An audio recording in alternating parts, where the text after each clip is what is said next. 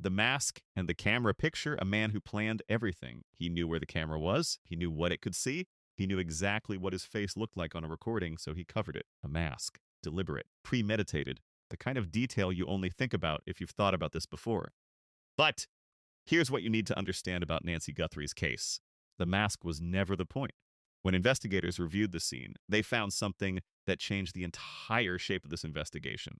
The suspect didn't just wear a mask and walk away. He took the camera. He physically removed it from the scene and carried it with him. Think about what that tells you. He wasn't protecting his face. His face was already gone behind that mask. He was protecting something else entirely, something he didn't want you or the FBI to ever see. He hid his face. But that wasn't his mistake. Nancy Guthrie deserved better than an open case. She deserved answers. And right now, the FBI believes they are closer than ever to delivering them.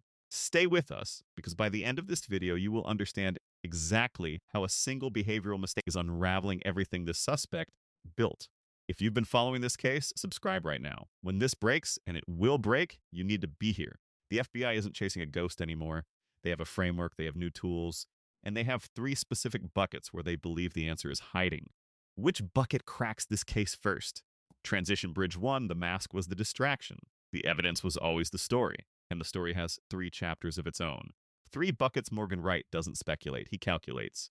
As the CEO and founder of the National Center for Open and Unsolved Cases and host of the Crime Reconstructed podcast, Wright has spent his career reconstructing exactly how cases like this get solved. When Fox News Digital asked him about the FBI's new tech push, he didn't hedge. The solution to this case is going to be something technical, something that they come up with, new ways of analyzing data. He broke it down into 3 buckets, and this is Promise 1 delivered. Here is exactly what those 3 buckets are. Bucket 1, video forensics. The suspect took the camera, but he couldn't take every camera. Investigators are now using enhancement technology to squeeze information out of footage you'd assume was useless. Partial plates, tire profiles, a shadow at the wrong angle. Modern forensic video tools extract detail from degraded, compressed, and incomplete recordings. The vehicle is the target, not the face. Bucket 2, signal analysis. Your phone betrays you even when you think it's silent. Cell site data maps, where a device traveled. AdTech behavioral data records what apps pinged which towers at what time. A suspect who never made a single call can still leave a precise digital footprint across an entire city. Signal analysis doesn't need a confession. It needs a pattern. Bucket 3, blockchain. The ransom attempts introduced a financial layer to this case, and money, even digital money, moves. Blockchain forensics can trace wallet addresses, transaction timing, and behavioral metadata attached to crypto transfers. The anonymity of cryptocurrency is real, but it is not perfect, and the FBI knows exactly where to look for the cracks. 3 buckets, 3 trails, all pointing inward toward one person. Wright's conclusion wasn't cautious, it wasn't hedged. He said the solution comes out of one of those 3. The only question is which one gets there first. Transition Bridge 2 technology tells you where someone was. Behavior tells you who they are. The question nobody asked here is Promise 2, the detail every major outlet skipped entirely. Everyone covered the mask. Everyone covered the camera removal. Nobody stopped to ask the question that actually matters. What does removing that camera tell us about who this person is? Because behavior is a fingerprint, and this suspect left a very specific one. Consider what the camera removal actually required. He had to know the camera was there before he arrived, meaning he scouted this location in advance. He had to decide under pressure to take it rather than destroy it on site, meaning he was calm enough to make a strategic choice mid-abduction. He had to have a plan for where the camera went after, meaning his thinking extended beyond the moment of the crime. He had to weigh the risk of carrying the camera against the risk of leaving it, meaning he understood forensic exposure well enough to make that calculation. He executed all of this alone because Morgan Wright reviewed the publicly known evidence and reached a clear conclusion.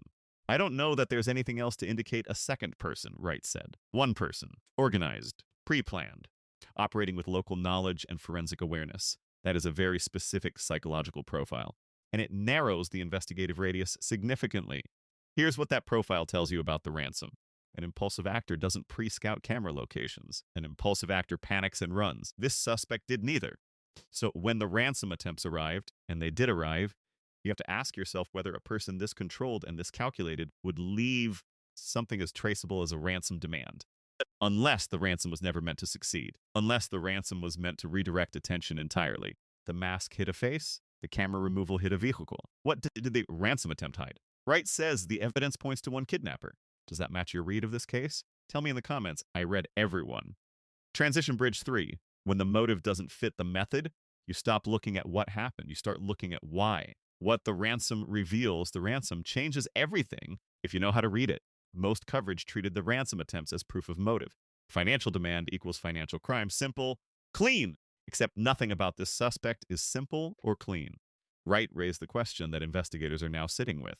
Were these ransom attempts even legitimate? That's not a rhetorical question. It has two very different answers, and each one leads somewhere completely different. If the ransom was real, this suspect has a financial motive. And financial motives leave trails. Blockchain forensics can now attach behavioral metadata to crypto wallet activity. Transaction timing, wallet clustering, IP-adjacent signals embedded in how and when transfers were attempted. A real ransom means a real money trail. And the FBI knows how to follow money. If the ransom was staged, something far more unsettling is true. This suspect planned an abduction, executed it alone, pre-scouted the location, removed surveillance equipment, and then constructed a false financial narrative to misdirect the investigation. That's not a criminal. That's an architect. Subscribe right now. When the FBI moves on this and the forensic trail suggests they're close, you will not want to find out from someone else's headline. Either way, the ransom is the crack. The face was hidden. The vehicle was hidden. But the money had to move somewhere. And this suspect, for all his preparation, had to interact with a system that records everything. He planned the mask. He planned the camera. He did not fully plan the blockchain. Do you think the ransom was real, or was it always a misdirection? Drop your theory below. The comment section on this case never disappoints. Transition Bridge 4 cases like this don't end with an arrest. They end with a reckoning. The one thing technology can't answer. Step back from the forensics for a moment.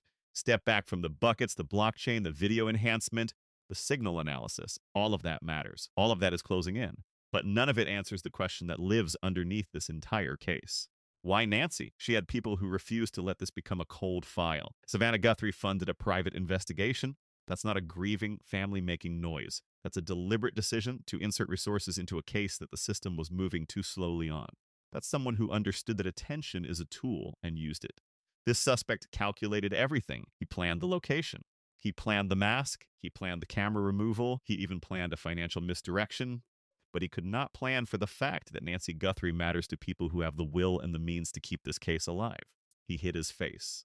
His mistake wasn't the face. His mistake was believing that planning was enough. It never is. What do you think the FBI finds first? The vehicle, the ransom trail, or something we haven't heard about yet?